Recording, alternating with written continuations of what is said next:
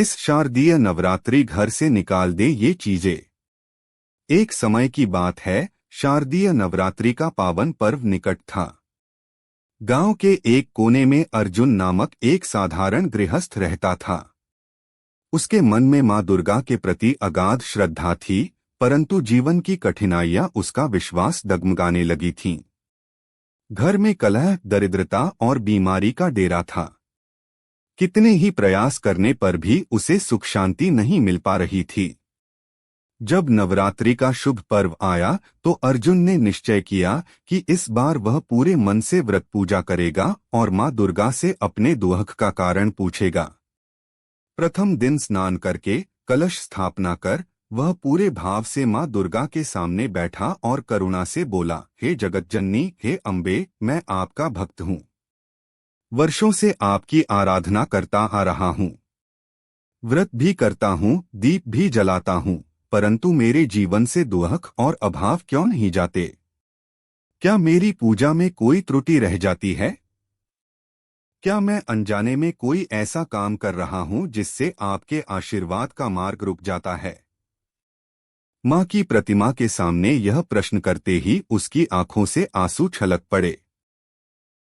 उसी क्षण मानो मंदिर के वातावरण में दिव्य प्रकाश फैल गया। मां दुर्गा ने कृपा दृष्टि डालते हुए अपने भक्त से कहा, वत्स अर्जुन, तुम्हारा भाव शुद्ध है। तुम्हारी भक्ति में कोई कमी नहीं है। परंतु एक बात जान लो, केवल पूजा करने से ही घर में सुख समृद्धि नहीं आती। मनुष्य का घर मंदिर के समान है। यदि उसमें अपवित्र या अशुभ वस्तुएं हों तो वह ऊर्जा नष्ट हो जाती है जो मेरी कृपा को आकर्षित करती है।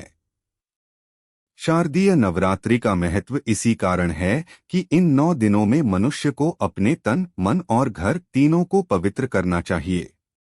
तुम पूछते हो कि क्यों तुम्हें सुख नहीं मिलता, तो उसका कारण यह है कि तुम्हारे घर में ऐसी वस्तुएं हैं जिन्हें इन दिनों निकाल देना चाहिए।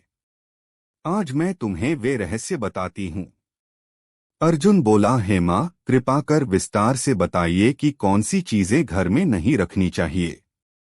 मां ने मधुर स्वर में कहा, वत्स, पहली चीज है पुरानी और टूटी फूटी वस्तुएं। घर में टूटे बर्तन, फटे कपड़े, जंग लगे औजार या टूटी मूर्तियां रखी हों तो वे दरिद्रता को बुलाती हैं। जब तक घर में ऐसी चीजें रहती हैं, लक्ष्मी का आगमन कठिन हो जाता है। नवरात्रि में विशेष रूप से यह ध्यान रखना चाहिए कि कोई भी टूटी मूर्ति मेरी या किसी अन्य देवता की घर में न पड़ी रहे। यदि ऐसी वस्तुएं हों तो सम्मानपूर्वक उन्हें जल या नदी में प्रवाहित कर देना चाहिए। मां के वचनों से अर्जुन चकित हुआ। वह बोला, हे मां, यह तो सच है, मेरे आंगन में कई टूटे मटके और पुरानी मूर्तियां पड़ी हैं। मैं समझता था इससे कोई हानि नहीं।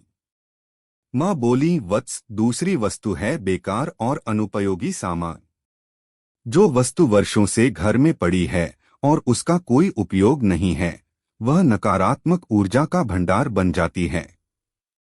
नवरात्रि आत्मशुद्धि और घर शुद्धि का पर्व है। जैसे तुम स्नान कर शरीर को निर्मल करते हो, वैसे ही घर से अनावश्यक वस्तुएं निकालना भी आवश्यक है। इससे घर में नई ऊर्जा का प्रवाह होता है। अर्जुन ने गहरी सांस ली और बोला, हे मां, सचमुच मेरा घर पुराने सामान से भरा पड़ा है। मां ने आगे कहा, तीसरी चीज है कड़वाहट और क्रोध की ऊर्जा। यह वस्तु नहीं है परंतु उससे भी भारी बोझ है। यदि घर में झगड़ा, कलह, अपशब्द या कटु व्यवहार है तो चाहे कितनी भी पूजा हो, उसका फल अधूरा ही रहेगा। इन 9 दिनों में विशेष ध्यान रखो कि वाणी मधुर हो, परिवार में शांति बनी रहे और किसी प्रकार का विवाद न हो। यह सबसे बड़ा अर्पण है जो मुझे प्रिय है। अर्जुन की आंखें नम हो गईं। उसने कहा, हे मां, यह दोष भी मुझसे हुआ है। मैं कई बार क्रोध कर लेता हूं। अब समझ गया कि यह भी एक अशुद्ध वस्तु की तरह है। मां ने मुस्कुराकर कहा, चौथी बात, घर से निकालो नकारात्मक आदतें जैसे शराब, मांसाहार, जुआ या आलस्य। यदि नवरात्रि में यह सब घर में है तो वह घर पवित्र कैसे हो सकता है? व्रत और उपवास का असली उद्देश्य इन्हीं विकारों से मुक्ति है। अर्जुन श्रद्धा से सुनता रहा। माँ ने कहा, पांचवी चीज है मकड़ी के जाले, धूल और गंदगी। घर का कोना कोना स्वच्छ होना चाहिए। शारदीय नवरात्रि में मेरा वास वहीं होता है जहां स्वच्छता और सुव्यवस्था होती है। गंदगी से अलक्ष्मी प्रवेश करती है। इसलिए इन दिनों घर को झाड़ बुहार कर दीपक और धूप से शुद्ध करो। फिर माँ ने कहा, छठी चीज है पुराने दुख और बुरे विचार।